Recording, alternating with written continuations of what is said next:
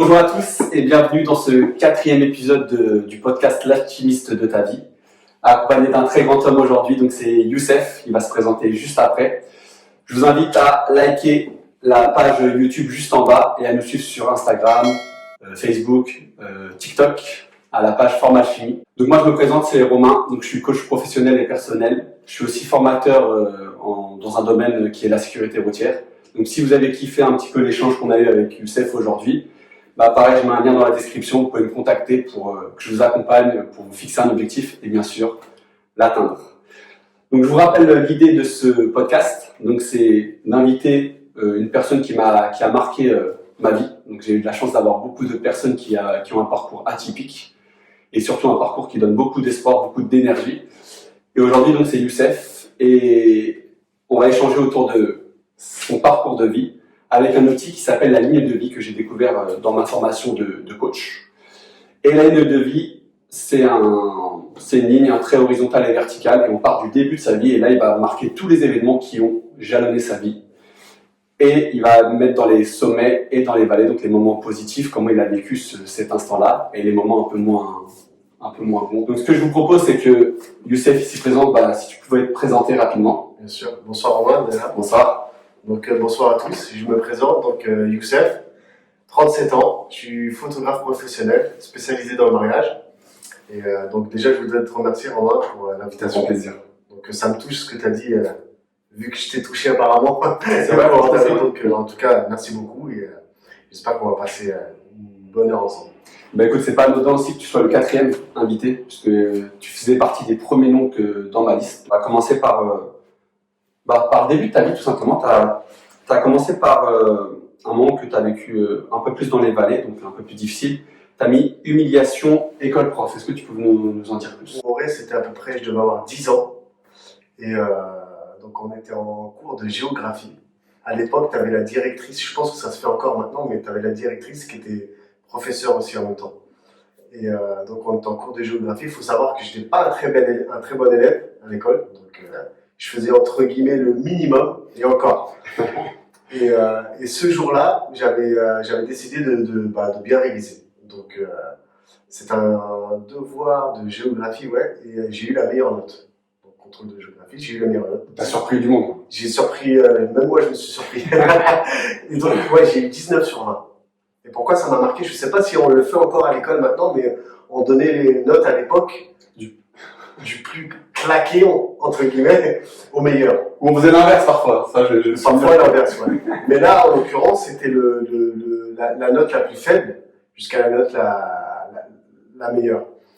Et donc, la prof distribue les notes, tout ça, donc 5, 6, 7, 8, 12, 13. Moi, j'attends, je dis bon, j'ai pas encore ma note, super et tout. Et puis donc, elle arrive, la dernière feuille, elle arrive à moi et elle me dit, et la dernière note, 19 sur 20, au tricheur. Et du coup, et elle me regardait pas encore. Donc moi, je me demande c'est qui, tu vois, je regarde à droite, à gauche et tout. Et j'explique, je dis ouais, je comprends pas. Je dis c'est qui le tricheur? Parce que j'ai pas encore eu ma feuille. Elle me dit bah justement, c'est toi. Je lui dis ça, c'est les souvenirs que j'ai de l'époque, tu vois. Donc ça date de plus de 20 ans. Donc 20, donc, bref, ça fait 27 ans. Donc c'est les souvenirs que j'ai. Il faut savoir que les souvenirs changent avec les années. Mais donc les souvenirs que j'ai gardés, et je les ai super mal pris, parce que devant tout le monde, tu vois. Donc déjà, premièrement, elle te dit, donc t'es un tricheur, t'as 10 ans, donc tu sais pas comment gérer ça. Déjà, les adultes savent pas gérer leurs émotions, alors imagine-toi quand t'as 10 ans. Donc elle me dit, t'es un tricheur, donc devant tout le monde, donc devant 30 élèves, je me prends super mal. En groupe, exact. Elle me dit, t'es un tricheur, je te crois pas, donc tu mens, t'as copié sur ton voisin. Et en plus de ça, pour rajouter la chose, elle me dit eh ben, tu sais quoi, ce qu'on va faire? Je vais te réinterroger devant tout le monde. Donc elle me réinterroge devant tout le monde. Elle met la pression. Elle met la pression, et du coup, je réponds à toutes les réponses. Donc, vu que moi, j'avais révisé pour, bien sûr. 19 sur 20, donc elle ne savait plus quoi faire. Et moi, ça m'a touché. Franchement, j'étais dégoûté. J'étais vraiment pas bien. Je me demande même si je n'avais pas lâché une petite larmichette. Donc je rentre à la maison, je le dis tout de suite à mon père. Parce que je n'avais pas aimé la façon. C'est bien que tu as eu l'audace d'en parler. J'en ai parlé directement. Donc mon père en a mal pris, il est venu tout de suite à l'école. Et donc il est à l'école, il s'expliquait, tout ça. Je ne me rappelle plus comment ça s'expliquait. Mais moi, je suis resté avec ça toutes ces années. Et ça, je l'ai toujours gardé en tête, cette humiliation-là. Il faut savoir que je suis parent d'élève. Et pourquoi j'ai mis ça en premier? Parce que je vais te raconter une petite anecdote suite à ça. Donc, je suis parent d'élève. Et donc, l'année dernière, en fin d'année dernière, je crois, une maman vient me voir. Et elle me dit, l'anecdote que je vais raconter, c'est dingue. Et elle me dit, voilà, j'ai eu un problème avec la directrice, et donc qui est prof avec mon fils. Et là, je ne vais pas te dire ce qu'elle a dit exactement, la directrice, mais elle a dit une dinguerie au petit. Franchement, elle a dit une dinguerie. Et moi, ça a fait tout de suite écho en moi Par rapport à ce souvenir-là. par rapport à ce souvenir-là. Parce que c'était à peu près pareil, CE2, CM1. Et donc, elle m'explique, ouais, elle a fait ça, elle a dit ça à mon fils et tout. Et je lui dis, ok, tu viens me voir, pourquoi? Elle me dit, bah, parce qu'à ton avis, il faudrait faire quoi? Je lui dis, écoute, si c'est mon point de vue que tu veux, sachant ce que j'avais moi, Les antécédents. les antécédents, donc je lui explique, je lui dis, écoute, moi, si j'étais toi, je laisse pas passer ça. Parce que, imagine-toi, je reviens toujours sur les adultes parce que ça fait écho à l'enfance. Parce qu'on demande toujours aux enfants de faire les choses, mais les adultes ne le font pas. Et elle lui a dit, je lui ai dit, regarde ce qu'elle a dit à ton fils, c'est très grave. Parce que adulte à adulte, c'est grave aussi. Mais on est adulte, on est censé, entre guillemets, savoir gérer ça. Je lui dis, l'enfant, il se construit. Tu imagines s'il reçoit ça dans la gueule? Elle dit, ouais, mais elle s'est excusée et tout. Je lui dis, ouais, si elle s'est excusée, c'est qu'elle sait très bien qu'elle a fait une faute grave. Parce que d'habitude, elle t'a dit en plus, elle t'a expliqué que faut pas que ça sorte et tout. Si toi, ça te convient, les excuses, ça, bah, il n'y a pas de souci. C'est chacun le gère à sa façon. Et bref, donc, elle explique ça et tout. C'est pas 3-4 jours après. Donc, je poste quelque chose sur Facebook de la ville où j'habitais à l'époque. Et je reçois un message, 3-4 jours après, je reçois un message de l'ancienne directrice qui m'avait humilié. Voilà, mais c'est ouf. À 3-4 jours À 3-4 jours d'intervalle. J'avais jamais entendu, donc il y a pendant 27 ans, entendu parler de cette après l'événement que tu as vécu là avec la maman du petit garçon. Exactement, 3-4 jours après. Je dis, c'est pas possible. Je dis, on m'écoute. Elle m'écoute, c'est un truc de dingue. Et en fait, le message qu'elle m'envoie, donc c'était en public, c'était suite à un post. Elle me dit, ah, Youssef, ça fait tellement longtemps, je me rappelle de toi, enfant, t'étais tellement mignon, avec des bouclettes. Bon, j'ai plus de cheveux, mais j'avais des bouclettes. Donc, et du coup, elle me dit, t'étais tellement mignon, super calme, timide, réservé, qu'est-ce qu'on t'adorait avec Madame Intel et tout, on essayait de t'aider à chaque fois et tout. Et moi, dans ma tête, T'as été surpris? j'ai été surpris en fait, je me dis, mais qu'est-ce qu'elle me raconte? Moi, je suis resté avec ça. Et donc, elle m'explique ça, tout ça, et donc, je lui dis, bah écoutez, on n'a pas les mêmes souvenirs. Et je décide de l'appeler direct. Ok. Donc, je l'appelle, on passe une demi-heure au téléphone, et donc, je lui explique, elle me dit, je comprends pas ton message, et je lui explique ce que je lui ai expliqué. Elle me dit, mais c'est vrai. Et elle me dit, mais je t'assure que je m'en souviens pas du tout. Je dis, bah, moi, je m'en souviens. Avec les souvenirs que j'avais d'il y a 27 ans en arrière. Donc, peut-être que c'était pas comme ça. Mais du coup, je te jure, quand on s'est expliqué, après, c'était il y a longtemps. Maintenant, j'ai grandi, j'ai appris beaucoup de choses. Bien sûr. J'ai réussi à gérer beaucoup de choses en moi. Pas tout, mais beaucoup de choses liées à ça. Et du coup, en fait, je me suis dit, ouah, c'est un truc de dingue, en fait. Peut-être que mes souvenirs de l'époque, ils étaient peut-être vrais. Mais au final, elle s'est excusée, elle était vraiment pas bien. Elle a dit, je suis désolé, je m'en souviens pas du tout. Mais moi, je suis resté sur ça alors que cette dame-là m'avait aidé sur beaucoup de choses. Et en me disant ça, elle m'a rappelé certaines choses que j'avais zappées. Et toi, t'as gardé le mauvais souvenir. Que le mauvais souvenir, l'humiliation, parce que c'est grave l'humiliation. Bien sûr. Quand tu es enfant, tu vois. Mais elle l'avait oublié. T'as vu, c'est paradoxal, parce que toi, t'as gardé le mauvais et elle a gardé le bon. Exactement. Et du coup, je lui dis, mais. Et en fait, ça m'a fait du bien. D'en parler. D'en parler, parce que ça m'a libéré d'un poids. C'est comme si tu marchais, et il y avait toujours quelqu'un qui te tenait comme ça, tu vois. Et bah là, cette personne-là m'a lâché, et ça m'a libéré, en fait. Je me dis, t'arrêtes pas à ça. Donc voilà, je sais que je parle beaucoup sur les anecdotes, mais c'était ouf. C'est-à-dire que pendant plus de 25 ans, j'ai jamais entendu parler de cette prof. Et là, au moment, mais c'est vrai que c'est incroyable ça. Je sais pas s'il y a une coïncidence ou pas, je sais pas comment on peut l'appeler, mais c'était fou. Non, franchement, c'était fou. Donc, Mais tu vois, ça c'est quand même assez important ce que tu dis, parce que peut-être les profs, ils n'ont pas conscience de l'impact de leurs faits, même de leurs paroles, hein, par rapport à un enfant, d'autant plus que là, elle l'a effacé de sa mémoire. Et toi, ça t'a impacté sur le reste de ta vie. Bon, toi, t'es un bon exemple, puisque t'as réussi à... C'est devenu une force pour toi, au final. attention, tout ce qui se passe dans ma vie, ça devient une force. Après, tu le sais, après. Mais ça dépend de ton caractère, de l'état d'esprit que tu as. Il y en a plein qui auraient pu ne pas continuer les études, ne pas reprendre des formations comme toi, tu as pris. Ouais, mais bien sûr, oui, c'est vrai, mais pour ma part, oui, ça m'a forgé.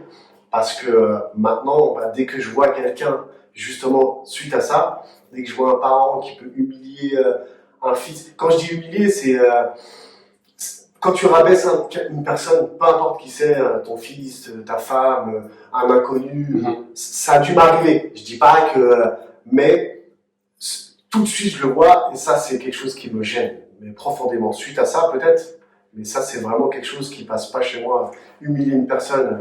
Et malgré tous les bénéfices que tu en as tirés, pour toi c'est important qu'un enfant ne vive pas ce type d'événement. Ah non, parce qu'il est pas construit. Déjà un adulte je le conçois pas, alors un enfant c'est encore pire.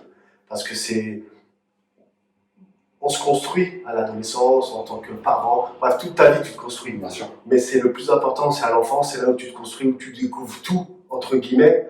Et c'est super important, en fait, de pas rabaisser les enfants, de pas les écraser, de pas leur dire, même quand ils réussissent pas quelque chose, c'est pas grave, en fait. Il y en a beaucoup qui le font bien. Et certainement, cette maîtresse l'a bien fait aussi. Donc là, pour le coup, non.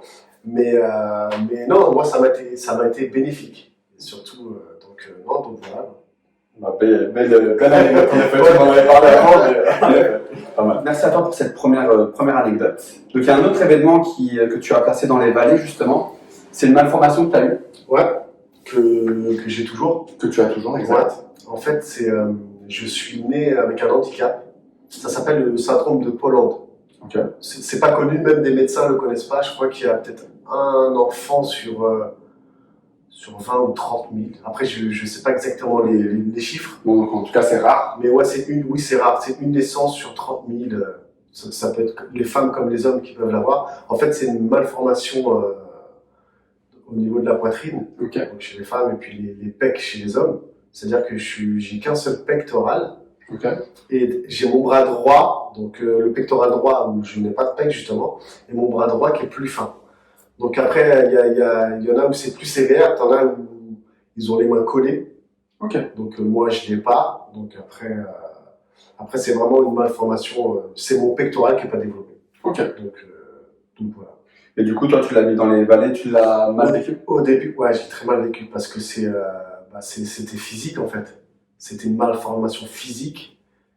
Quand t'es jeune, donc t'es là, tu veux faire de la muscu, tu veux faire tout ça. À quelle période ça t'a le plus... Le plus marqué. Ouais. Parce que jusqu'à peut-être 14 ans, ça se voyait pas parce que j'ai toujours été fin, Okay. tu vois, de base. Donc j'étais pas développé, donc ça se voyait pas spécialement. Et puis à cet âge-là, après aujourd'hui je sais pas comment c'est, mais nous à l'époque, tu calculais pas ça. Ouais, tu regardais pas, waouh, il y a des pecs.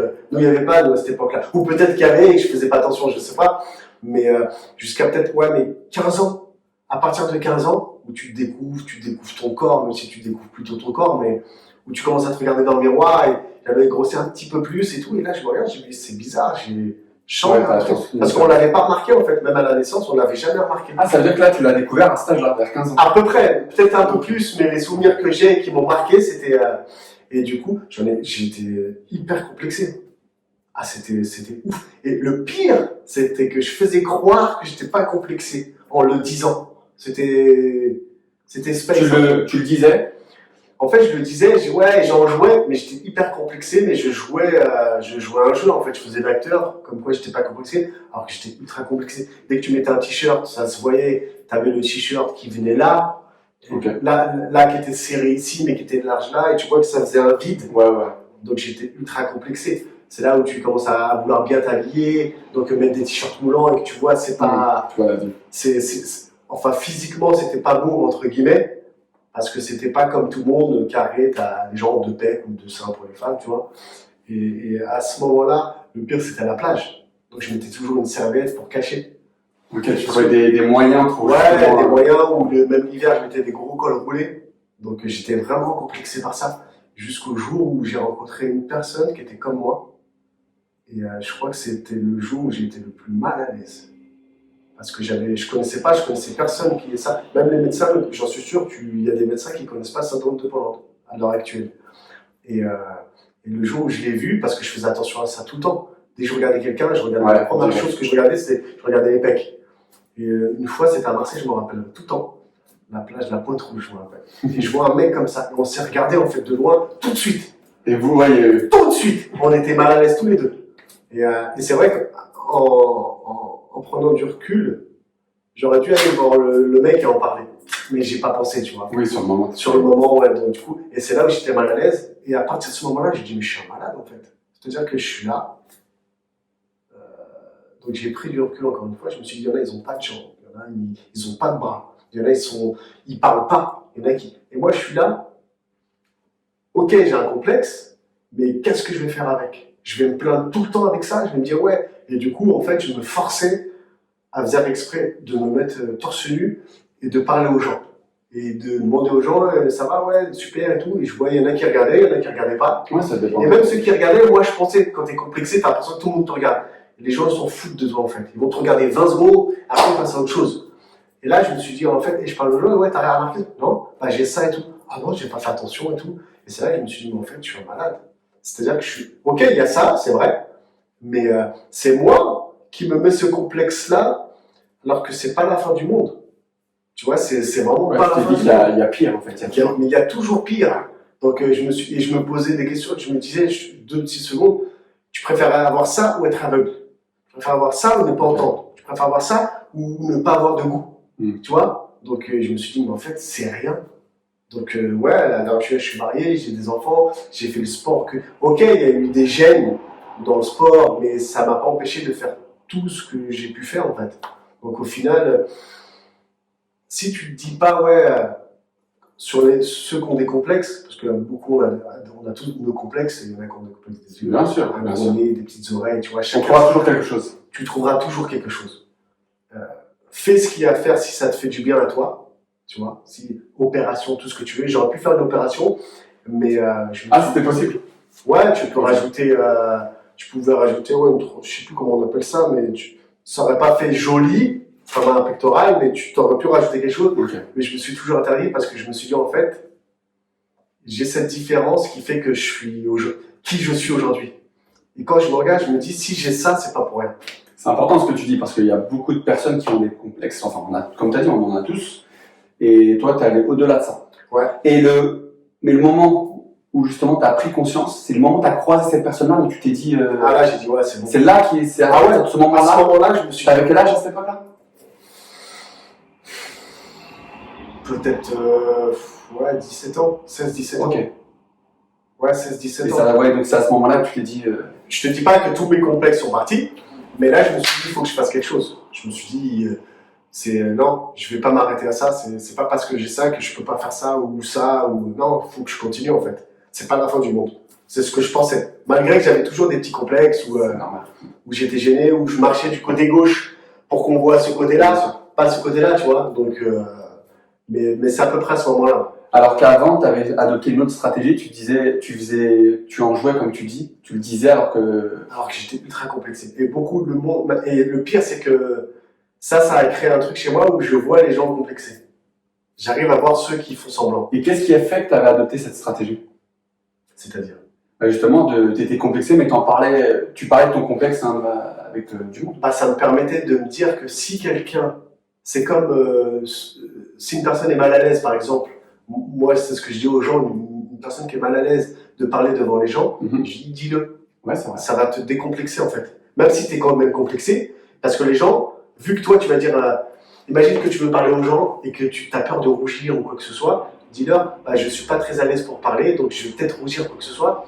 Les gens vont dire, ok, elle nous l'a dit, c'est bon. Si toi ça peut t'aider à ne pas rougir ou à accepter le fait qu'on te regarde et que tu penses que c'est pas grave en fait. Et dès l'âge de 15 ans, tu avais déjà cette stratégie-là? Ouais, même dès que j'avais 8 piges. Okay. Moi, quand j'étais petit, c'était horrible. Hein. Et j'avais tellement de recul, mais quand t'es petit, tu comprends pas ça. Je voyais des choses que les enfants de mon âge, pour eux, c'est normal. J'avais déjà comme je t'avais déjà expliqué tout à l'heure, là on discute et quand j'étais petit, je pouvais discuter avec les enfants, on jouait et tout, et je me voyais à côté en train de discuter. Quand t'es petit, j'ai l'impression que j'étais fou.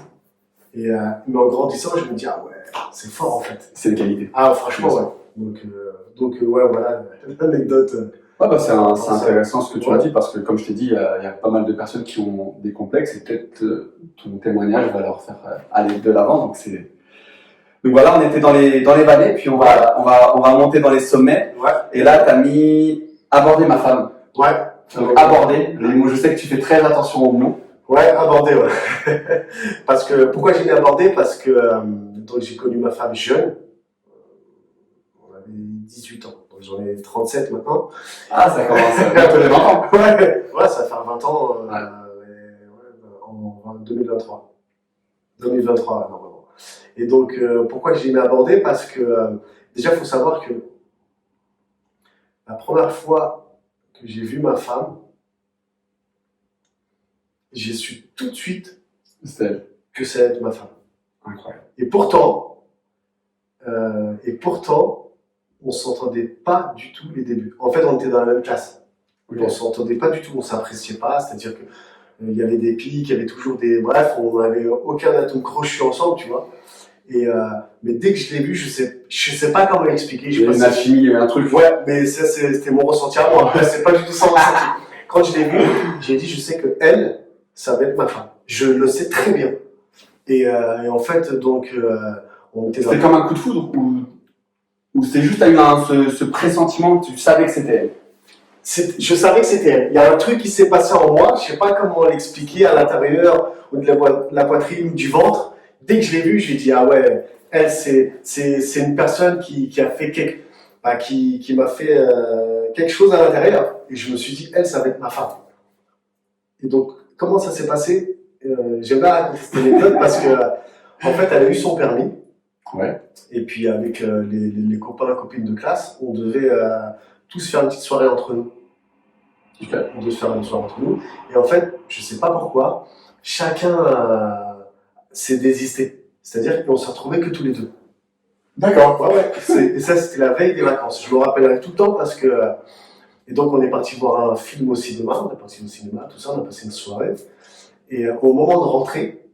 Alors qu'à la base, il n'y avait pas forcément de... Il n'y avait rien du tout. C'était une personne de ta classe comme... Ouais.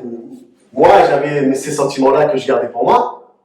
Et parce qu'il y avait toujours ces petites... je sais pas comment expliquer, ces petites tensions, entre guillemets. Mais moi, j'avais des sentiments, mais je savais, franchement, je le savais. Aujourd'hui, je peux le confirmer, ça fait 20 ans. Ouais, c'est vrai. Et vraiment, tout de suite, je l'ai vu. Et en fait, on s'est retrouvés donc tous les deux. On est parti voir un film au cinéma, ça s'est super bien passé. On est parti voir un verre ensemble. Et t'avais, quand t'as le cœur qui bat parce que t'as peur de faire quelque chose. Et là, je me suis dit, bon, qu'est-ce que je fais? C'était parce qu'après c'était les vacances scolaires et puis j'étais jamais sorti avec elle en dehors, c'était la première fois. Ouais. C'était vraiment jamais je sortais avec elle dehors, même avec les copains et copines. Et je me suis dit qu'est-ce que je fais? Je tente quelque chose ou quoi que ce soit. Je lui avais dit un truc mais tout claqué je crois. Je sais plus ce que j'avais dit parce qu'elle est italienne, j'avais sorti un mot en italien, un mot. Ouais, je sais plus c'était quoi. Je lui ai dit écoute, moi je vais te dire vraiment ce que je ressens maintenant pour toi. J'ai toujours ressenti ça, je sais pas pourquoi, comment l'expliquer, mais c'est ça. Et il y a eu ce qui s'est passé, un petit bisou, tu vois. Et du coup, après, c'est les vacances. Et petit à petit, c'est passé ce qui s'est passé. Et maintenant, ça fait 20 ans. Et pourquoi je te raconte ça? Parce que si j'avais pas osé lui dire, je serais passé à côté de tout ça. Et du coup, j'ai tenté. Peut-être que je me serais mangé un gros stop. Mais au moins, je le saurais.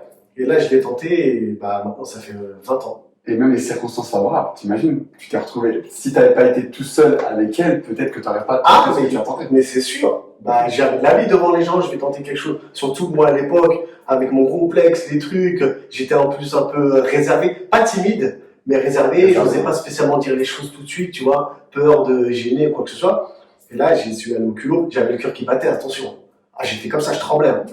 Mais j'ai tenté et regarde, maintenant ça fait 20 ans. Donc, suite à ça, c'est quoi les sommets? Ouais. Si j'ai quelque chose à dire aux gens qui écoutent, tentez les choses. Il se passera ce qui se passera, mais tentez les choses. Comme ça, vous regrettez rien du tout. Et la preuve, moi, pour le coup, ça a marché. Donc, et comme tu as dit, presque 20 ans, donc ouais. Il faut foncer. Exactement. Et le destin t'a aussi un peu aidé. Tu vois, tu as eu quand même cette aide-là du destin. Ouais. Ah, ça et après, tu as saisi ta chance. Exactement. Mais ce que j'ai apprécié dans ton récit là, c'est que tu t'es rendu compte, tu vois, tu disais que tu étais à l'extérieur, tu t'es rendu compte pendant le rendez-vous que c'était ta chance, que tu fallait pas la laisser filer parce qu'après c'était les vacances et c'était fini. C'était fini. Et je savais que j'avais pas la Ça va être l'année du bac, je pense. C'était non, à l'époque on était en BEP. Ok, donc c'était l'année du BEP. L'année du BEP, après chacun. Grâce à elle, justement, grâce à ma femme, j'ai eu mon BEP. Donc, parce qu'elle m'avait beaucoup aidé à cette époque-là. Et donc après, on continue et c'est vrai que toi, tu es un très très très grand voyageur. Tu as fait une multitude de pays. Ouais. Et là, tu parles de ton premier voyage. Ouais. En fait, j'ai mis mon premier voyage, mais c'est pas mon premier voyage, c'est mon premier grand voyage. Ok. Parce que j'avais déjà voyagé avant, enfin des petits voyages à côté, mais c'était mon premier grand voyage et ça m'a marqué. T'es allé où? Au Mexique. Ok. Donc j'ai fait le truc que tout le monde fait. Hein. J'avais été c'était où? À Playa del Carmen. Ok. Ouais. Playa del Carmen et Tulum. Et en fait, ce premier voyage, en fait, ça m'a mis une claque de ouf. Parce que c'était la première fois que je devais avoir peut-être de 22 ans, peut-être 21, 22. Et donc je suis parti loin, j'ai pris l'avion pour aller loin. Et quand tu arrives dans un pays, déjà, tu vois des têtes différentes que tu n'as pas l'habitude de voir. Même si ça reste touristique où j'étais, mais c'est quand même des têtes différentes. Enfin, différentes. Des têtes que j'ai pas l'habitude de voir. Ouais, bien sûr. Et ça m'a marqué. Les plages, la langue, La culture, de voir le mélange avec les gens. De voir que ça sort là, tu vas boire un verre ici. J'avais pas l'habitude, moi. J'avais l'habitude d'aller à Paris, mais je me faisais recaler de partout. Donc, tu vois, et là-bas, tu peux rentrer où tu veux. Et même le fait de parler aux autres gens, et c'est là, avec ce premier voyage, où j'ai commencé à apprendre les langues. Enfin, même si je parle pas très bien anglais, mais c'est là où j'ai dû me démerder, en fait. Ouais. De parler, tu vois, parce que tu veux ou non, t'as besoin de manger, t'as besoin de ce que tu veux. Donc, tu parles aux gens, tu te forces. Et donc, tu rencontres, et tu vois que les gens, ils veulent t'aider, ils sourient, même si tu te comprends pas. Et des fois, tu restes peut-être des fois une demi-heure avec quelqu'un, t'essayes de parler de ce que tu peux, tu vois, les mots que tu connais en anglais ou en espagnol. Et tu dis, mais c'est violent, c'est magnifique. En fait, la rencontre, le partage, quand tu vois la façon de penser que l'autre personne a, et ça m'a marqué. Et je me suis dit, ah ouais, il faut que je voyage et je veux rencontrer les gens. Et ça a mis, en fait, ça a rajouté à ce que j'étais. C'est-à-dire que j'aime parler, ça s'entend, mais j'aime l'humain, en fait, j'aime le contact humain. Et ce premier voyage, il m'a conforté dans ça. J'ai dit, il faut... Parce que ça va ce voyage-là où tu as entrepris tous les voyages que tu t'es dit, il faut que je voyage. Ah ouais, il faut que je voyage beaucoup. Franchement, suite à ça, je t'ai dit, moi dans mon taf, à l'époque, je travaillais à l'aéroport, et je les ai rendus fous. C'est-à-dire que je partais suite à ça, j'ai fait Mexique. Je crois que cette année-là, j'ai dû faire Mexique, Bali, j'ai fait quoi? J'ai fait les Philippines, j'ai fait Miami. Philippines, on m'a dit que c'était... Et c'était lourd, et t'as envie de faire que ça en fait. Après, t'as enchaîné, tu t'es jamais arrêté. Ouais, là, t'as eu un petit ralentissement depuis 2 ans. C'est mal. Depuis 2 ans, et puis même avant, après. Donc, mais non, le voyage, c'est la vie.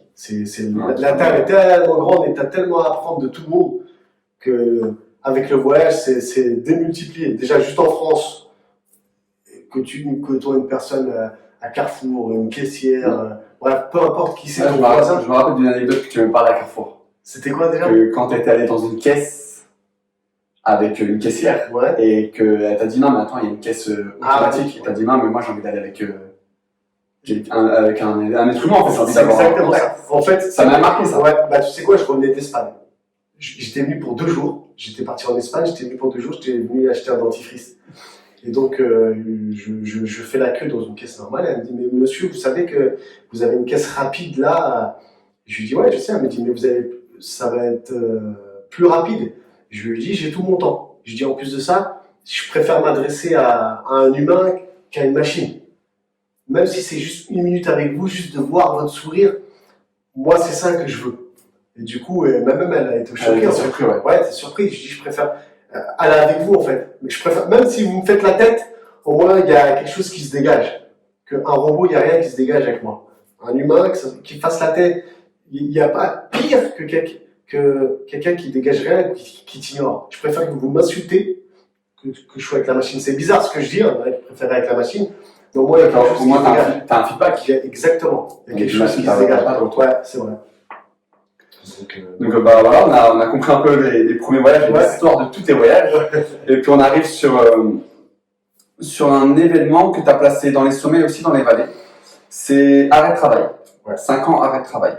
Ouais. En fait, il faut savoir, donc je travaillais à l'aéroport, à l'époque, et donc j'étais 5 ans en maladie, en accident de travail, et en fait, je l'ai mis dans les sommets parce que à cette époque-là, ça me rendait un peu fou l'aéroport. Donc, dans une vie, on a toujours des moments où bah, faut s'écouter, il y a des choses qui se passent en nous et que ça va pas, donc il y a des choses à changer. Il y en a qui changent pas, mais moi à ce moment-là, il y avait des choses qui devaient changer, et du coup, bah, je tombe en accident de travail, donc problème de genou, et j'étais ultra content. Franchement, j'étais donc payé à la maison, même si j'ai eu 4-5 opérations, je ne me rappelle plus au genou, Ouais, t'as vu. mais j'étais à la maison, franchement, j'étais le plus heureux.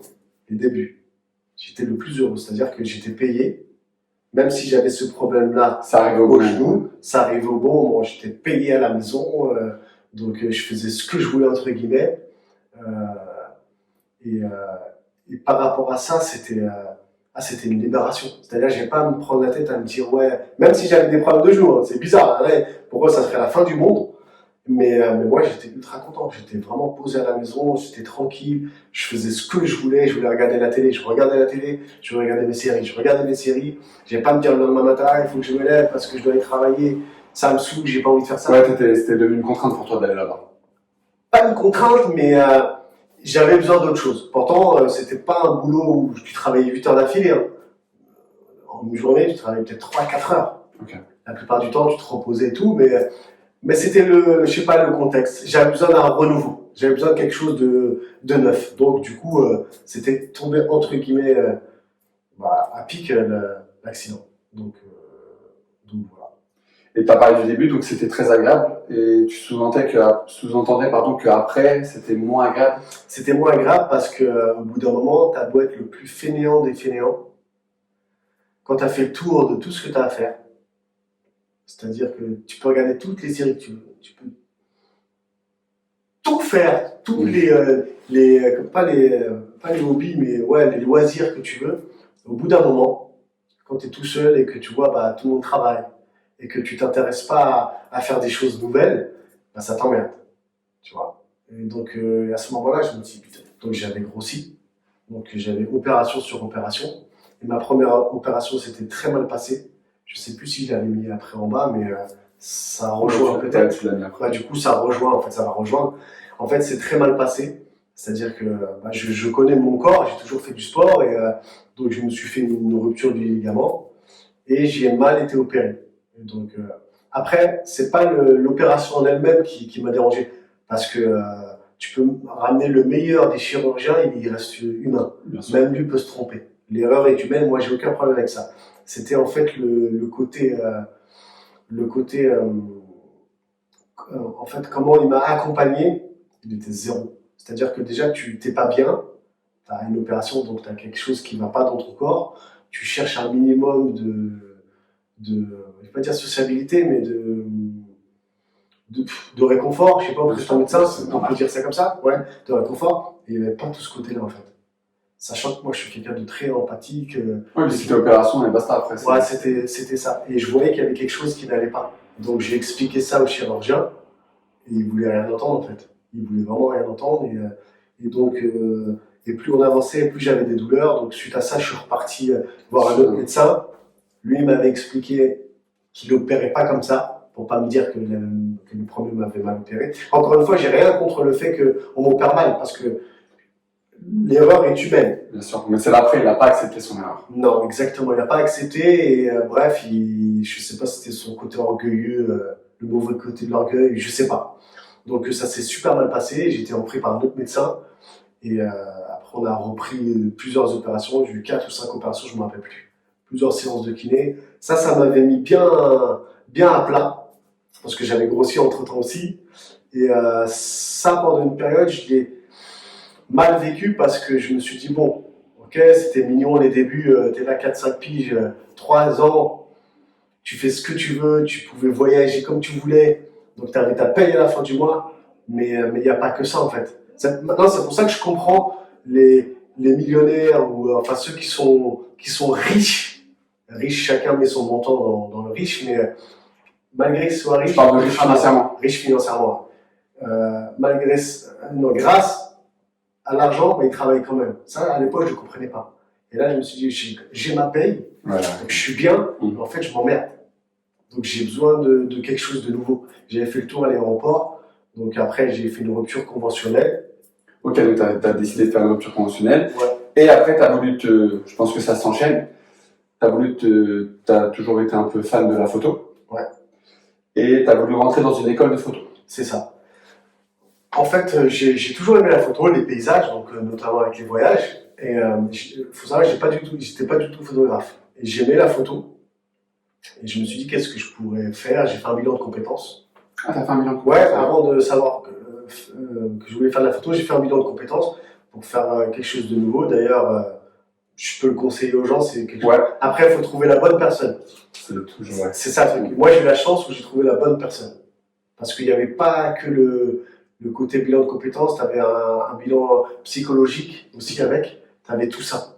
Donc, du coup, j'ai fait un bilan de compétences. Ce qui était ressorti, c'était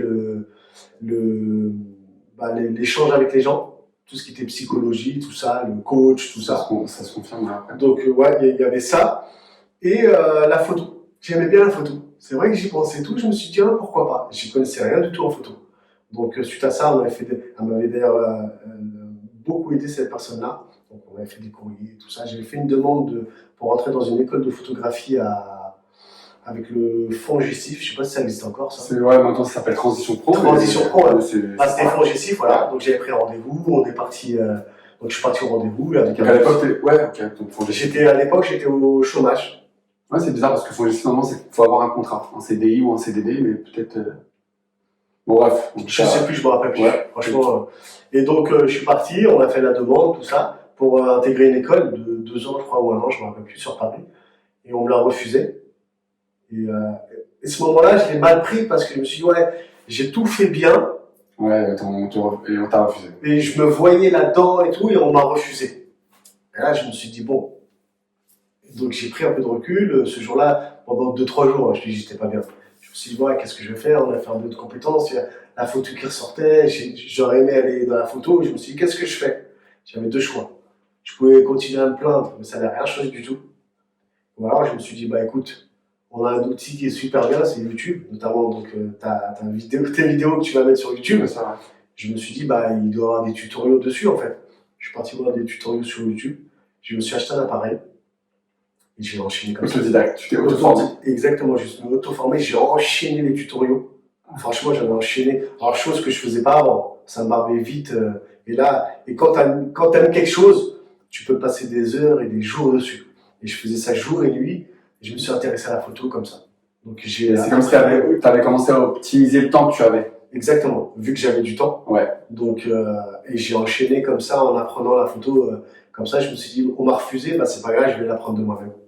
Donc voilà, j'ai appris la photo comme ça. Donc là, ce qu'on voit dans cette expérience-là, c'est Ouais. que derrière un refus, parce qu'il y en a beaucoup qui se font refuser, Ouais. bah toi, malgré tout, t'as pris un autre chemin, mais tu y es quand même arrivé. Je suis quand même arrivé, ouais. Parce que dans une vie, on a tous des refus. C'est clair. Comme je t'ai dit juste avant, tu peux te plaindre, mais ça va pas arranger les choses. Tu as posé le problème, qu'est-ce qui se passe? C'est ça? Ouais. Quelle solution tu ramènes à ça? Écris le problème, tu as ton problème, il y a ça qui se passe, ça on me l'a refusé. Comment je peux faire pour l'avoir? La solution que j'ai trouvée, il y a peut-être d'autres solutions, bah, c'était de l'apprendre moi-même. Donc, c'est ce que j'ai fait. Et t'as fait confiance aussi au travail d'introspection que t'avais fait avant. Tu savais que c'était la photo ou les coachings, comme tu as parlé, bah, donc t'as fait confiance en ton... En mon intuition, Ouais, c'est ça. Ouais. Ah, pour le coup, ouais. En fait, je me suis dit, j'ai que ça, donc autant le faire à fond. Et même maintenant, j'y suis encore dedans, j'apprends encore, tu vois. Parce que je te parle de ça, c'était il y a peut-être 4-5 ans maintenant. Ouais, 4-5 ans. Donc ça fait vraiment 2-3 ans, vraiment là, 2 ans que je suis dans la photo. Et c'est que le début, parce que tu as tellement de choses à apprendre. Donc ouais, pour le coup, voilà. Et puis après, bah, on avance encore, et puis Ouais. t'as eu des moments dans les sommets, notamment la naissance de tes enfants. Ouais. Enfin, t'as mis au pluriel. Donc Au tu pluriel, parles parce de que tes enfants. j'ai 2 garçons. Ok. Et c'est une chose, en fait, il faut le vivre pour le comprendre. Parce que c'est une chose indescriptible. La femme peut le ressentir parce que c'est elle qui porte L'enfant. l'enfant. Toi, t'es là à côté, ça sert à rien. Tu vois, t'es là, tu vois que ta femme change, grossit, prend du poids. Donc, tout ce qui est autour de la grossesse. Et toi, tu t'as rien en fait, si tu touches le ventre quand le bébé bouge, quand ça bouge, tu vois. Donc, tu peux écouter le ventre parler au bébé, tu vois. Donc, il y a tout ça. Mais en fait, au moment où mon premier fils est sorti, c'est-à-dire qu'au moment de l'accouchement, en fait, j'ai retrouvé ce que j'avais vécu avec ma femme. Ah ouais, ok, j'ai compris. C'est-à-dire que, imagine que tu es là, normal, et d'un coup, tu aimes un être qui vient de sortir à l'instant. Pourtant, il était là, il était dans le ventre, mais tu ressentais rien. Et dès qu'il est sorti, le fait de le voir, ses yeux, ses petites mains, et tu sais que ça fait partie de toi. Et quand j'ai dit, mais waouh, c'est un délire. J'ai dit, mais c'est. Et ça m'a mis une claque dans ma life, et en même temps, une peur. Parce que cet enfant-là, mes 2 enfants, ce que je dis là, c'est pour les 2. Hein. Bien sûr. C'est que le premier est toujours spécial parce que c'est ton premier. Ouais, c'est pas. Tu t'y attends pas en fait. Tu t'y attends pas et tu sais pas à quoi t'attendre. On a beau te l'expliquer 9 mois avant, c'est complètement différent quand ça arrive. Et là, tu dis, ouais, il est en face de toi et en même temps, tu as une peur parce que tu dis, lui, il a rien demandé. Lui, il n'a pas demandé à être là. C'est toi qui as choisi que cet enfant soit là. Donc, mon pote, avoir des responsabilités. On a eu des responsabilités avant, tu vois. Ouais. Je conduis, j'ai la ceinture, je suis responsable des gens qui sont à l'intérieur. Là, c'est pas pareil. Tu as, entre guillemets, une vie, tu vois. Donc, ce que tu faisais avant, mon pote, là, tu as un enfant qui va te voir, en fait. Et là, il y a une peur qui s'est créée. Après, ça s'est vite estompé, même si c'est quand même une grande peur que j'ai encore maintenant. Et du coup, l'amour qui est sorti au moment où il est venu, le fait de le toucher, l'énergie que ça a créé, c'était ouf. Franchement, ceux qui sont parents, ceux qui sont papas peuvent le comprendre. Et c'était, moi, pour ma part, c'était complètement dingue. C'est un truc que j'ai jamais ressenti aussi fort. Ma femme, j'ai senti beaucoup de choses, l'amour, coup de foudre ou pas, le toucher quand tu kiffes les débuts, tout. Bien sûr. Mais tes enfants, pour moi, c'est un truc de dingue. Déjà, juste le fait de voir un enfant à l'intérieur alors qu'il n'y a rien, et le fait que les spermatozoïdes et les ouais, la nature, c'est incroyable. C'est ouf. T'as une âme, tu vois, à l'intérieur de ta femme, dans une âme, t'as un cœur qui bat, des os, tu vois, c'est des yeux, un cerveau. Mais ça, pour moi, c'est ouf. C'est vraiment dingue. Donc, ça, la naissance de mes enfants, c'est une chose indescriptible. Tu pourrais donner tous les mots qui existent. Mais ça ne traduit pas non, ça ne traduit pas le ressenti que j'ai eu à ce moment-là. C'était. Tu pars dans un autre truc. Je ne vais pas dire c'est surnaturel, mais c'est complètement dingue. Et la paternité, justement, après, dans l'après, après cette naissance, ça a changé quoi dans ta vie? Par rapport à quoi? Par rapport à toi, ta personne. Puisque est-ce que le fait d'être, comme tu as dit, des responsabilités, est-ce que dans le quotidien, est-ce que tu as modifié certaines choses? Ah, mais tu es obligé. Parce que tu peux pas faire ce que tu faisais avant. Surtout que moi, je vais te donner un exemple.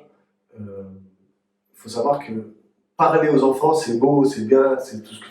Mais ça sert à rien. C'est pas que ça sert à rien, ça sert à quelque chose, mais c'est ce que tu fais toi que ton enfant va voir. Et du coup, il y a des choses que je faisais, et je me suis dit, mais ça, non. C'est un mauvais exemple si mon fils ou mes fils me voient le faire. Me voient le faire. Je peux le faire. Après, je peux le faire devant eux aussi, hein. C'est pas ça qui va faire que moi j'ai vu mon père faire des choses. Ça veut pas autant dire que moi je suis quelqu'un de mauvais ou quoi que ce soit, tu vois. C'est pas grave. Dire un putain, alors qu'on dit non, il faut pas dire, c'est pas grave. Moi, venant de mon avis personnel, c'est pas grave. Mais je me dis qu'il y a des choses maintenant, lui il te regarde, en fait, t'es son miroir. Ton fils, c'est ton miroir. Des fois, parler, ça sert à rien de parler. Fais les choses, en fait. Et lui, il le fera comme toi. Mais il faut que tu fasses ça, mais toi, t'es à côté, tu fais rien.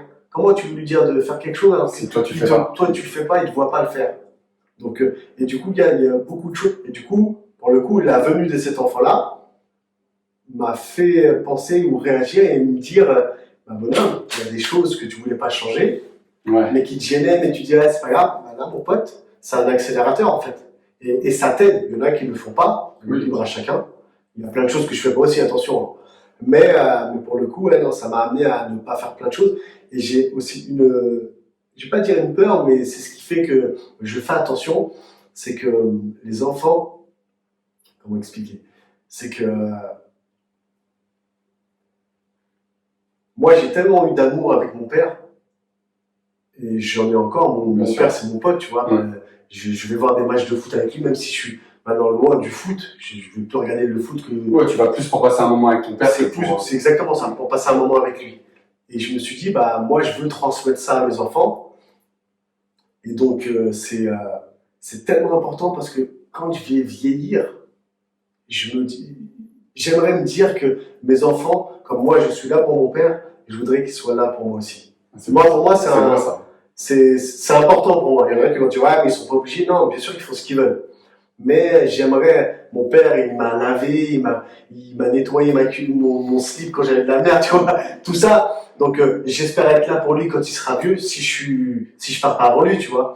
Donc, j'aimerais que mes enfants fassent ça aussi pour moi. Donc, je me dois de donner le meilleur pour eux. Donc voilà, par rapport à ça. Bel exemple.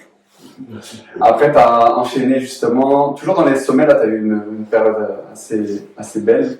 Voyage en Malaisie. Ouais. Je l'ai mis dans les sommets parce que c'était avant le Covid, en fait. Et c'est arrivé à une période de ma life. En fait, on a fait un voyage en Malaisie, on est parti, je crois, peut-être 3 semaines ou un mois, avec ma femme et mes 2 fils. Et c'était un voyage extraordinaire. Franchement, c'était ouf parce que tout s'est bien dégoupillé, tout s'est bien passé. Et on a rencontré des gens, pareil, d'un peu partout, tu vois. On a bougé un petit peu. Moi, j'aime pas, quand je voyage, chacun son délire. Bien sûr. Mais moi, j'aime pas, par exemple, il y a 15 choses à voir dans le pays. Un jour, je vais là, un jour, non, j'aime bien profiter. C'est-à-dire que il y a ça, j'aime bien profiter 2 jours. J'aime pas, tous les jours, il faut que je fasse quelque chose. Non, je suis quand même en vacances. J'aime bien profiter, mais j'aime bien être posé aussi. Donc, j'aime bien alterner les deux. S'il y a 15 choses à voir, je sais qu'en 3 semaines, je pourrais pas voir ces 15 choses-là. Je préfère voir une chose, mais je profite de cette chose-là, de ce moment-là, je profite à fond, je prends mon temps, pas me dire, ouais, j'ai tout vu, mais 10 minutes là, une demi-journée là, et c'est la course. Et la Malaisie, c'est ce qui s'est passé. On est parti un peu là, un peu là, un peu là. On n'a pas tout fait. On aurait pu faire beaucoup plus de choses, mais j'aime bien être à l'aise. Et en fait, à ce moment-là, je me rappellerai pourquoi je te parle de la Malaisie, parce qu'on était dans un moment on avait pris 3-4 jours, on voulait se poser un peu dans un hôtel un peu club. La journée, il y avait un peu de la musique et tout. Et j'étais un des seuls, avec mes écouteurs. Et c'est là où j'ai commencé à connaître les podcasts, parce que justement, j'écoutais jamais de podcast. Donc, et c'était peut-être pas encore nouveau, c'était pas comme maintenant, tu vois. Ah ouais.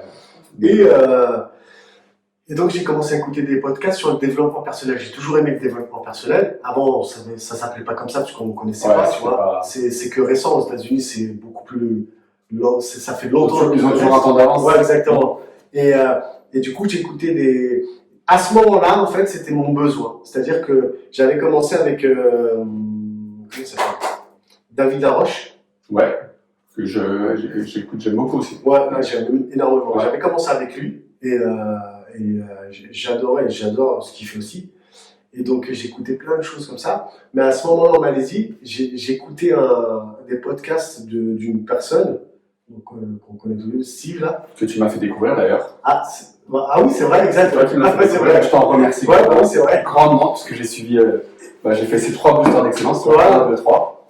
Et du coup, donc, lui, ouais.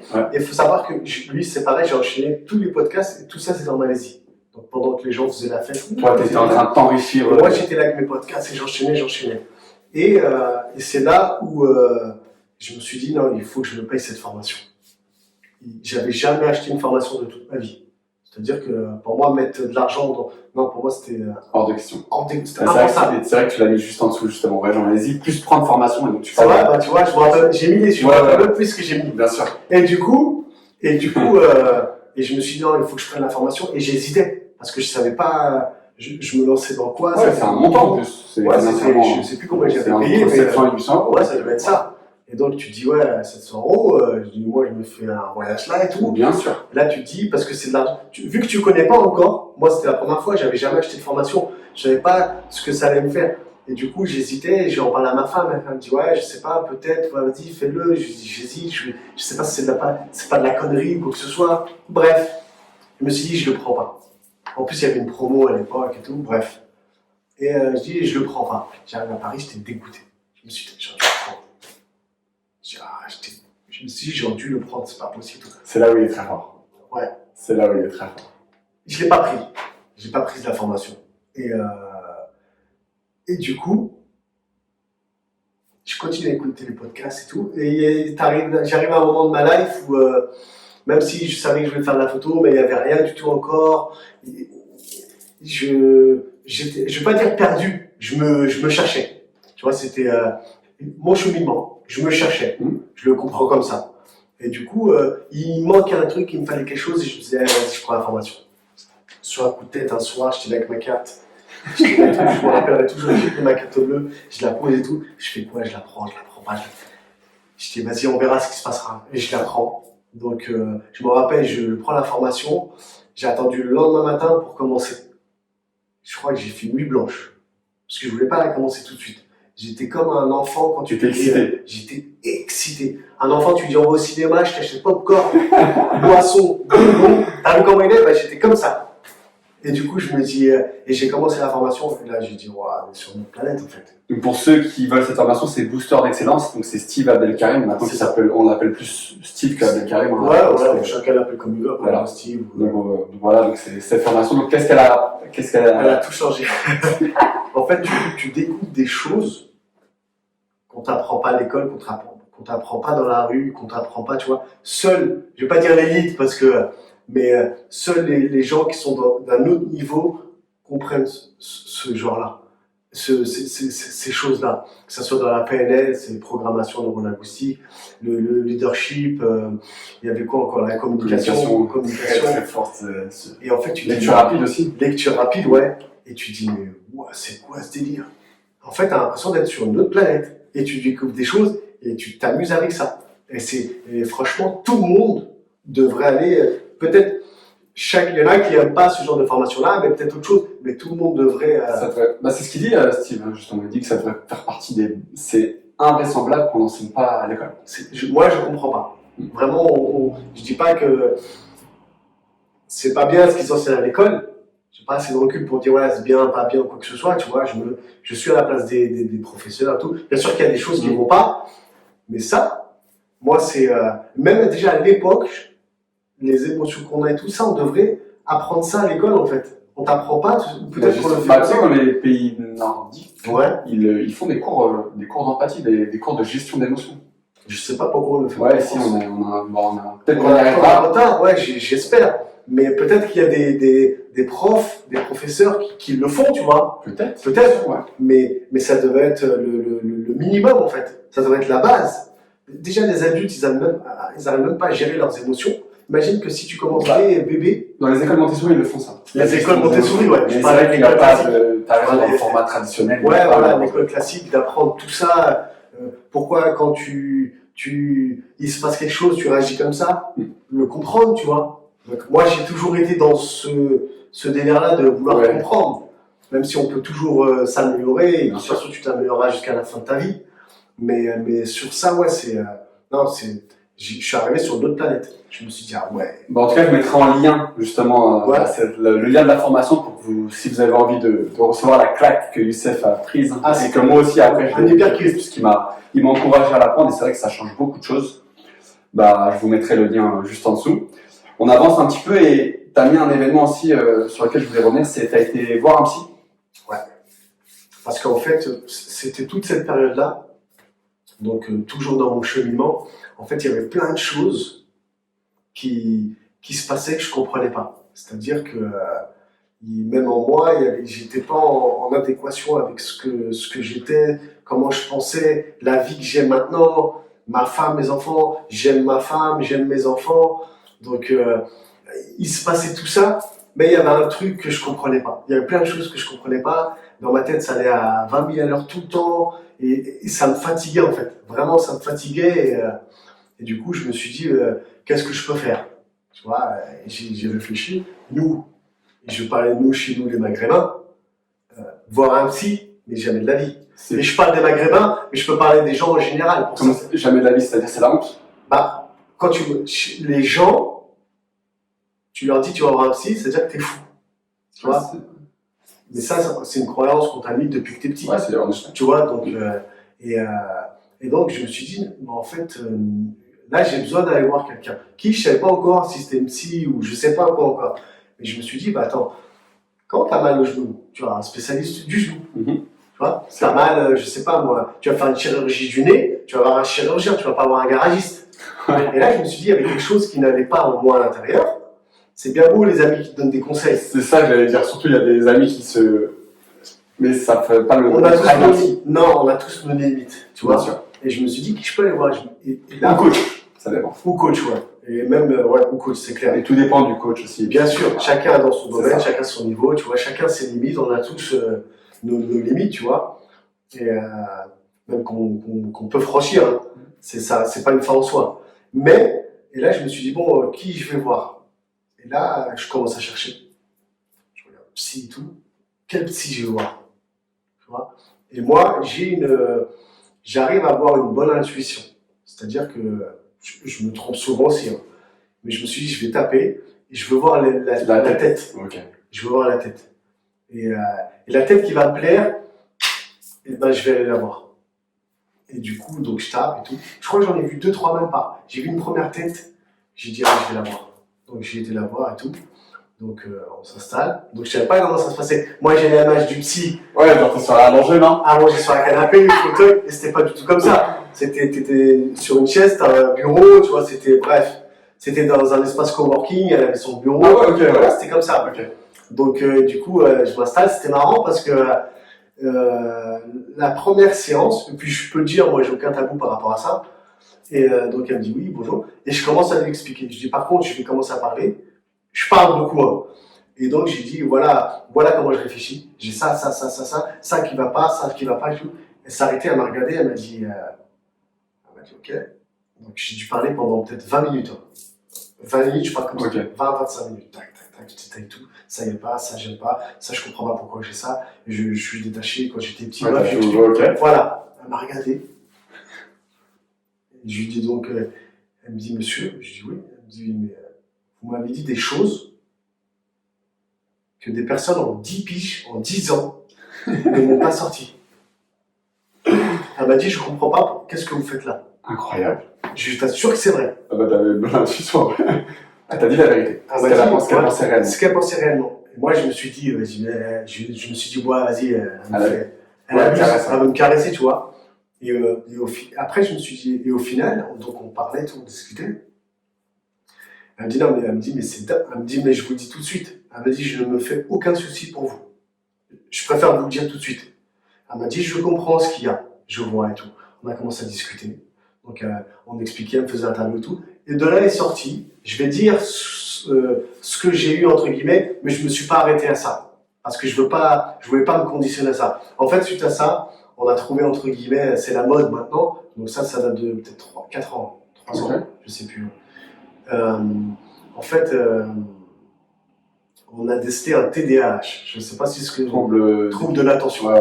C'est vrai que c'est à la mode. Un peu avec tous les 10 aussi. Dyslexie. Voilà, tout ce délire-là. Et moi, à l'époque, c'est-à-dire que moi, quand on me dit quelque chose qui me parle, je vais tout chercher sur le sujet. Vraiment, je vais tout chercher sur le sujet. Et elle me dit ça, elle me dit, écoute, je te laisse avec ça. Et on voit la prochaine séance. Et en faisant ça, elle savait très bien que j'allais aller regarder. Ah oui.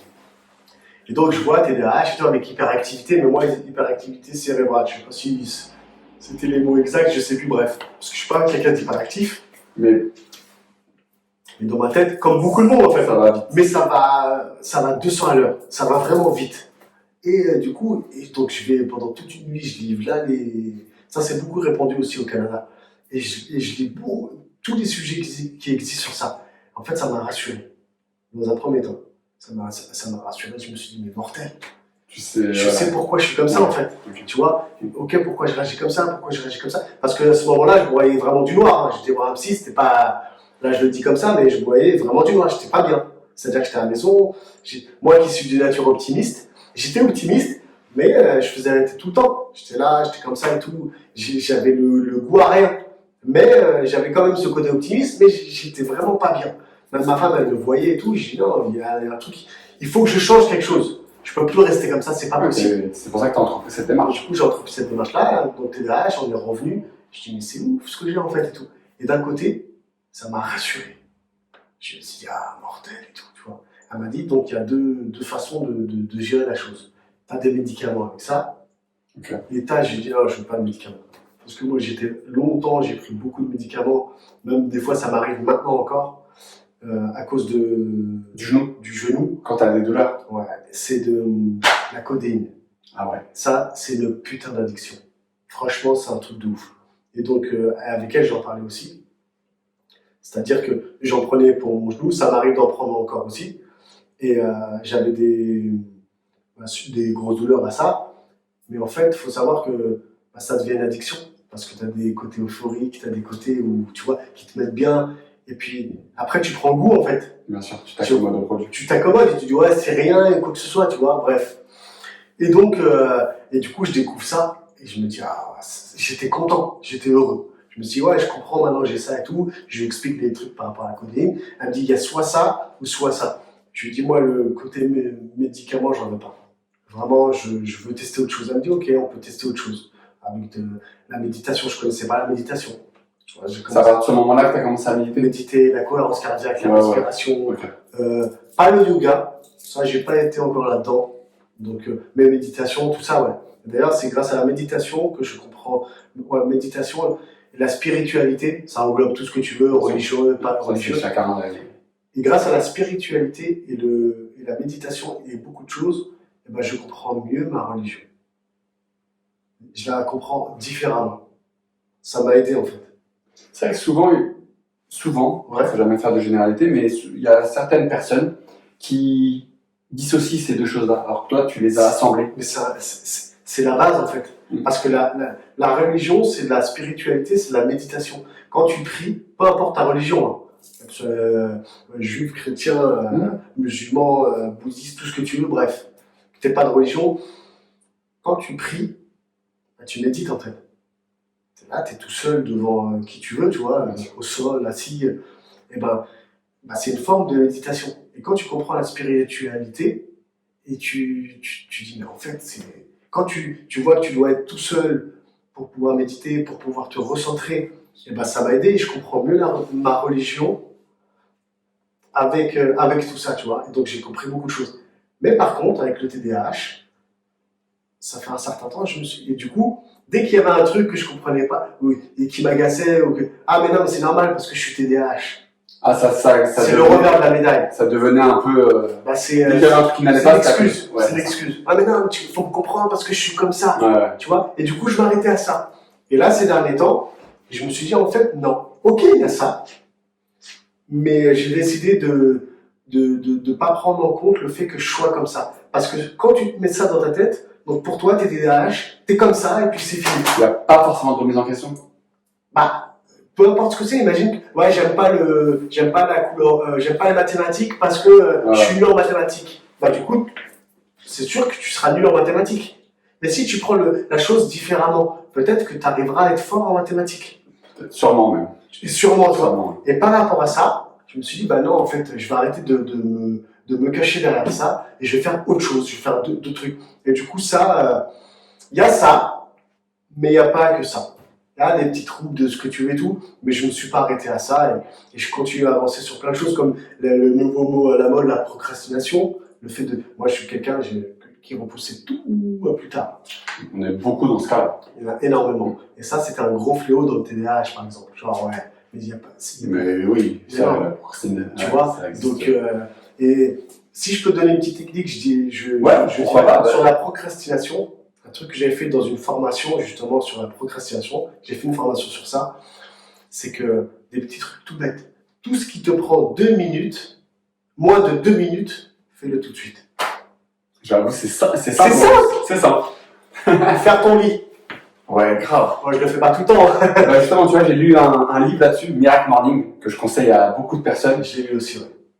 Ils disent qu'en faisant ton lit le matin, tu commences bien ta journée. Ouais. Et que si tu commences bien ta journée, il y a de très grandes chances que le reste de ta journée soit très positif. C'est clair. Mais je suis d'accord avec toi à 250%. C'est un petit truc tout claqué. Hein. C'est vrai. Tu fais juste ton lit. Mais pour celui qui n'a pas l'habitude et qui c'est horrible pour lui. Mais moins de 2 minutes, celle-là, elle est puissante. C'est vrai qu'elle est puissante. J'avais fait la formation de procrastination, ça s'appelait, Ok. de Nabil. Ok. Donc je l'ai fait en une journée et je la conseille aussi, franchement. En physique? En physique, ouais. Ok, bah on mettra aussi, tu me enverras le lien, je le mettrai en lien. Et je l'ai fait en physique et ça m'avait marqué en fait. Tout ce qui te prend 2 minutes, fais-le tout de suite. C'est vrai, non mais c'est vrai que c'est ça. Allez, je te dis pas que je fais tout, il y a plein de choses que je ne fais pas encore, mais tout ce qui vraiment c'est simple. Hein. Je sais pas, quelque chose. Non mais je pense à plein de trucs, moi, la vaisselle, ranger ton linge, des trucs en plus qui peuvent créer des conflits au sein d'un couple. Vous voyez, c'est souvent des trucs basiques comme ça. On a ma femme, tu vois. Mais c'est ça, c'est vraiment ça. Faire la vaisselle, 1 minute 30, 2 minutes, c'est fini, basta. C'est vrai, tu passes à autre chose. Ouais. Parce que plus t'accumules, et à la fin tu dis oh tout ce que j'ai à faire. C'est un peu comme l'histoire qu'on faisait avant pour les révisions, pareil. On attendait d'avoir une montagne pour La pouvoir dernière réviser. minute, je te C'est jure. ça qui te permettait de... Fais un petit peu tous les jours, à la fin t'auras fait beaucoup de choses. Magnifique. Donc non. Bon, bah, en tout cas, ce que je retiens aussi dans l'échange, là, dans la partie que tu as mentionnée, c'est que ne pas avoir honte d'aller consulter quelqu'un, c'est pas une honte. Du contraire, ça t'a permis de C'est la base. débloquer plein de choses et de comprendre le comportement que tu as eu durant toute ta vie finalement. Un psy en fait, c'est quelqu'un, tout ce qui est mélangé dans ta tête, il vient, Il met l'ordre. à l'endroit, il le met dans l'ordre. Tac, tac, tac. C'est là, tout le monde devrait aller voir un psy. Quand tu vas pas avoir, tu as envie d'une viande, tu vas pas voir le garagiste. Non, mais c'est vrai que t'as raison. Tu vois, je vais Souvent, chez non, chacun sa on parle spécialité. d'amis, t'as raison, souvent les amis se transforment en psy alors que non, c'est chacun non. son métier en Tu fait. as des conseils, mais les claquer ton conseil. Et souvent, Pardon, on se retrouve dans le triangle, dans le fameux triangle, tu vois. Ouais. Mais bon, ça va pas. Ça, c'est autre chose. Ah, c'est autre chose. Donc après, là, on avance encore Ouais. et t'as mis avoir créé un site photo et avoir fait ton premier mariage. Donc là, on va commencer à parler un peu de ton activité de maintenant. Donc ça, est-ce que tu peux nous en dire? Pareil, on mettra ton compte Instagram et Ouais. pareil, ton site internet. Hein, puisque... C'est pas un site internet, mais c'était juste déjà ma page Instagram. Ouais. Après, c'est un portfolio. Ok. Et, Ah, tu parlais pas du site parce qu'après, t'as créé un site où tu... non, c'était autre chose. Ça, c'est Ok, des tableaux. ok, Ça, c'est des tableaux. Ok. Ça, c'est des tableaux. J'ai une anecdote pourquoi j'ai créé ce site-là. Ok, bon, on t'écoute alors. Et du coup, en fait, ce site-là, parce que je vends donc des tableaux en ligne, est-ce qu'il y sera ou pas encore? Je sais pas. Mais en fait, pendant le Covid, moi, j'ai toujours grandi avec le fait de... j'entendais toujours, ouais, je vais faire ça. Il ne s'est jamais rien passé. Pas que c'est mauvais, hein, j'en veux pas du tout à celui qui a dit ça, que j'aime énormément. Je veux pas le nommer, tu vois. Mais j'entendais toujours, ouais, tiens, moi, je vais créer ça, je vais faire ci, je vais faire ça. Mais il y avait rien derrière. Et il n'y avait rien derrière. Et j'ai grandi avec ça. C'est-à-dire que même moi, tu vois, tout ce que... Bon, tu dois le savoir, mais tout ce que tu n'hérites pas toi-même, tu transmets à tes enfants. Ben, moi, j'ai hérité de ça, tu vois. Et j'en veux pas du tout, hein, c'est pas grave. Franchement, c'est pas grave. Et en fait, donc à chaque fois, j'étais amené à faire des choses, mais que je finissais pas, et que je dis, ouais, je vais le faire, et puis je le faisais pas. Et en fait, j'ai créé ce site-là, donc des photos que je vends en ligne, des tableaux de décoration de voyage que tu peux accrocher au mur. En fait, je me suis dit, bah, tu sais quoi, je vais le faire. Le truc, je l'ai fait moi-même. T'as tout fait. J'ai tout fait moi-même. N'importe qui vient, il est claqué le truc. Hein. Il est pas. Mais je l'ai fait. J'ai fait ça pour me dire, je vais faire quelque chose du début à la fin et je vais le faire. Malgré qu'il y ait beaucoup d'imperfections, tout, c'est pas grave. Je dis, je vais le faire. Ça m'a pas empêché de vendre des tableaux. J'ai écrit moi-même. J'ai fait des choses. C'est peut-être moche quand même, mais c'est pas grave. Non, mais parce que en fait, je voulais me dire, j'ai fait un truc et je l'ai créé et je l'ai sorti. Tu vois? Et donc voilà pourquoi je l'ai mis dans les sommets, parce que pour moi, ça me tient à cœur. Et ça a enclenché plusieurs choses derrière. Mais c'est vrai qu'on veut souvent faire la perfection et on attend parce qu'on a peur de se tromper, on a peur de plein de choses. Ouais. Et toi, tu l'as fait. Et je l'ai fait en fait, parce que si tu attends le bon moment, tu peux attendre mon ami. Franchement, tu peux attendre. Le bon moment, il sera jamais là. Bien sûr que tu t'amélioreras toujours, mais sors-le le truc. Magnifique. Malgré qu'il soit, bien sûr qu'il va pas être top, ça va pas être le meilleur, mais au moins tu l'as sorti. Et en le sortant, tu verras ce qu'il y aura. Voilà, Et là, tu t'amélioreras. Tu Un feras bon les exemple. choses. Donc voilà. Si tu as le courage d'ouvrir la porte de la peur, tu verras qu'il n'y a souvent rien derrière. Rien. Et c'est exactement ce qui s'est passé. Ouais. Et je finirai ou pas, mais mon dernier mot, ça sera sur ça que j'ai mis à la fin avec mon fils, sur la peur. Ok. Donc après, tu as mis à avoir fait ton premier mariage. Ouais, je l'ai mis dans les sommets parce que mon premier mariage, j'ai été mis en panique. Donc là, on peut parler un peu de ton... c'est ton activité principale. C'est mon activité principale. Je suis photographe. Photographe. Et je me spécialise et je suis spécialisé dans les photos de mariage. Donc je vends pas que des photos de mariage. Je vends un moment unique avec les mariés. C'est-à-dire que avec moi, je veux qu'ils soient le plus à l'aise possible. Parce que je sais que c'est leur moment, c'est leur journée. Et avec comment dire, l'échange que je peux avoir, le feeling, je sais que je peux apporter énormément. Et puis, c'est un plus pour eux. Donc, du coup, donc pour mon premier mariage, donc j'ai fait mon premier mariage, j'ai beau être le plus optimiste possible, Ouais. j'ai des peurs comme tout le monde. C'est normal. Mais la différence entre celui qui réussit et celui qui ne réussit pas, c'est les deux ont peur en fait. Mais celui qui réussit, c'est celui qui va sa peur. Je ne sais même pas si qui combat sa peur. Voilà, qui le fait quand même. En fait. Ouais. Donc si j'ai un conseil avant de finir, même si tu as peur, fais-le quand même. C'est pas grave. Fais-le quand même. Tu verras ce qui se passera après. Au moins tu l'auras fait.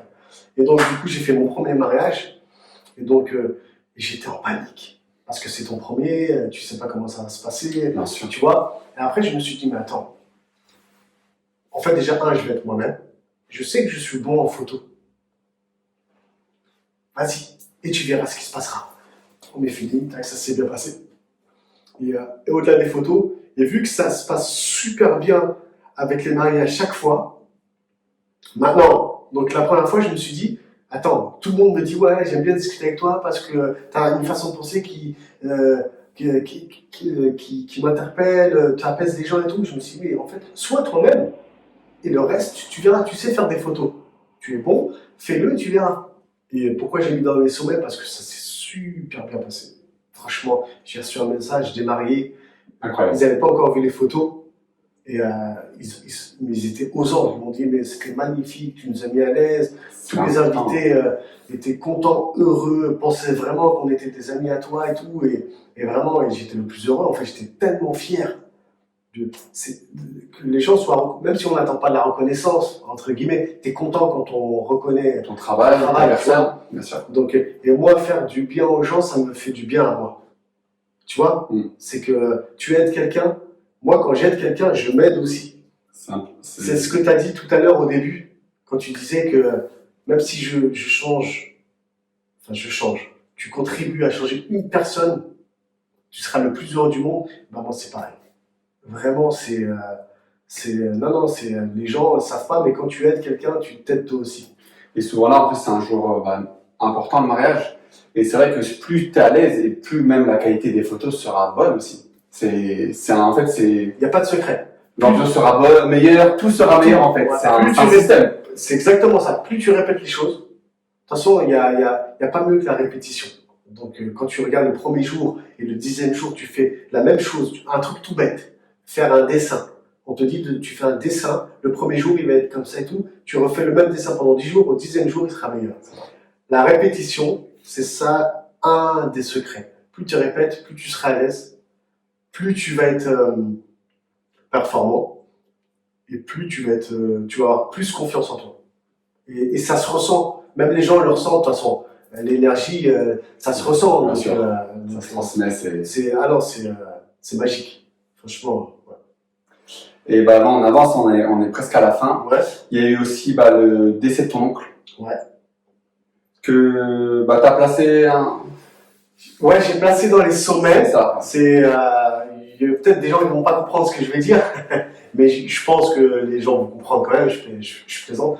En fait, je l'ai mis là parce que mon oncle donc, est décédé donc, en 2020, en 2020, fin 2020. Et donc il est tombé malade en même temps que mon papa. Ils sont tombés tous les deux malades en même temps. Donc mon papa est sorti de l'hôpital, donc a guéri de cette maladie-là. Et mon oncle est resté 2 mois donc, à l'hôpital et est décédé à l'hôpital. On a eu, on a tous été autour de lui. Donc, et en fait, quand j'ai vu mon oncle, ça m'a touché, hein, ça m'a énormément touché. Même si moi j'accepte, j'ai aucun tabou avec la mort et j'ai aucun problème avec la mort, parce que c'est quelque chose qui va nous arriver à tous. Donc, et du coup, et quand j'ai vu mon oncle allongé comme ça, parce que c'était vraiment, même quand il partait, c'était un décompte. Tu vois, c'était vraiment limite à 10, 9, 8. On le voyait, et puis je voyais mes cousins, donc ses enfants, sa femme, et tous ses frères et sœurs, on était tous là autour de lui. Et je me suis dit, quand je veux partir, bah, je veux qu'il y ait cette ambiance-là. C'est-à-dire que je veux que tous les gens que j'ai aimés et qui m'aimaient, je veux qu'ils soient à mes côtés. Je veux pas mourir tout seul. Tu vois, c'est le but d'une vie, c'est que tu fasses du bien aux gens et qu'on te fasse du bien, tu vois. Mais j'avais pas envie de partir tout seul. Et là, tout le monde était rassemblé autour de Tout le monde était rassemblé, même si c'était un moment dur, hein, parce que c'est la perte de quelqu'un qu'on aime, tu vois. Donc, et du coup, je me suis dit, c'est ça que je veux. Mais ça m'a confirmé.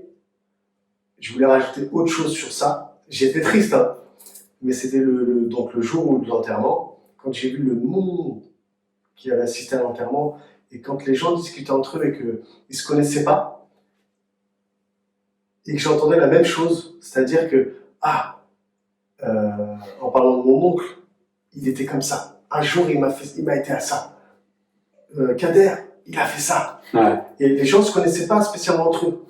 Et je me suis dit, je veux mourir comme ça. Je veux quand je parte de cette terre-là, je veux qu'on dise ça de moi. Que lui, il a fait ça pour nous. Même si peut-être que des fois je fais des choses, je ne me rends pas compte, j'ai aidé des gens, et tant mieux, tu vois. Et je me suis dit, moi je veux une mort comme ça. Je veux que quand je pars d'ici, de cette terre-là, que je dise, lui il a fait ça. Tu vois. Et grâce à ça, ça m'a mis. J'ai vécu des décès, j'ai vécu le décès de mes grands-parents, dont j'étais très proche aussi, mais j'étais plus jeune. Là, 37 ans, est-ce que c'est l'âge de la raison ou pas, je sais pas. Mais là, je me suis dit, non, je peux partir à tout moment. C'est clair. Et là, je me suis dit, non, là, en fait, je veux vivre à deux. Je veux plus vivre, je veux survivre. Et pour les gens, le mot survivre, c'est genre, c'est la galère. Non, moi, le survivre, c'est-à-dire qu'il y a vivre, je veux encore plus. Et je me suis dit, même si je sais pas au quotidien, je fais pas ça au quotidien, il y a des fois où je fais rien, Pas un être humain. Exactement, où j'ai la flemme. Mais je me suis dit, non, j'ai qu'une life. Ouais, c'est pas. Les problèmes tout claqués que les gens ont, les histoires de famille, les histoires de ouais, mais ça, je m'en fous complètement. J'ai pas de temps pour ça en fait. J'ai plus de temps, j'ai plus de time pour ça. Et je me suis dit en fait, je veux vivre ma vie à fond. Quand j'ai envie d'appeler quelqu'un, je le fais pas tout le temps. Mais si j'ai un conseil, si vous devez appeler quelqu'un, Mais tu le fais hein, souvent ça. Et souvent, et qui est dans votre tête, mais appelle-le tout de suite parce que tu peux pas savoir ce qui peut se passer du jour au lendemain. Tu peux plus. Cette personne-là, tu la verras plus. T'as envie de faire quelque chose, aller manger au restaurant, fais-le, va le faire. T'as envie d'aller voir un film et non, va le faire. Tu veux, peu importe ce que tu veux faire, fais-le. Passe à l'action. Passe à l'action. Ok, tu vas te tromper, tu vas être nul les débuts, mais c'est pas grave. Celui qui te dit ouais, t'es nul, c'est pas bien, zap. Et on a toujours une bonne raison de ne pas passer à l'action. Donc toi, ce que tu es en train de dire, c'est passe et on verra. On verra ce qui se passera. Il se passe rien de grave. De toute façon, comme tu l'as dit, quand tu ouvres la porte de la peur, ouais. La peur, au final, il y a souvent rien. Il y a souvent rien. Donc non, faut vivre les amis. Bah, c'est vrai que là maintenant, avec ce que tu nous as dit, on comprend mieux pourquoi tu l'as mis dans les sommets, en effet. Ouais. Donc, et tu as fini par peur fausse de ton fils. Peur fausse, ouais. Parce qu'il y a peut-être 4-5 jours ou une semaine, bref, je sais plus, c'était donc Halloween. Et à la maison, on a mis des masques. J'ai 2 fils de 7 ans et un qui va avoir 4 ans. Et puis, on allait sortir. Donc, je mets mes baskets, eux, ils étaient déjà dehors. Et je les entends parler. Et j'entends mon plus grand dire au plus petit, lui dire ouais, mais t'as pas peur du masque de monstre là et tout? Et le petit lui dit, bah non, j'ai pas peur. Il lui dit, mais pourquoi t'as pas peur pour ton FMA? Et il dit, mais parce que je sais que c'est pas vrai. Et je me suis arrêté comme ça. Les gens m'ont dit, ouais, bah, il a dit ça, ok. Mais je me suis arrêté comme ça, je dis, mais la réponse, elle est violente. 4 ans, tu vois, ils sont pas conditionnés comme on Bah oui, c'est peut clair. conditionner là. Et je lui dis, mais c'est vrai en fait ce qu'il dit. C'est-à-dire que c'est faux. Donc pourquoi t'as peur? Exact. Et nos peurs, bien sûr qu'il y a des peurs où ça peut être. Exact. Mais la plupart des peurs, ça n'existe pas, c'est dans ta tête. C'est faux en fait. Donc Ouais, pourquoi tu vas avoir peur de quelque chose qui est faux, que tu te crées toi-même? Et ça, je me suis dit, mais ouais. Et donc je suis parti le voir, j'ai fait un bisou, laisse tomber, c'était... Il m'a dit, mais quoi papa? Je dis, non, rien, je lui laisse tomber. Mais c'était tellement puissant que j'ai 4 ans. Tu dis, un enfant de 4 ans le comprend. Et nous, on est censé être adultes. On est là et on attend de tout, ouais, ça.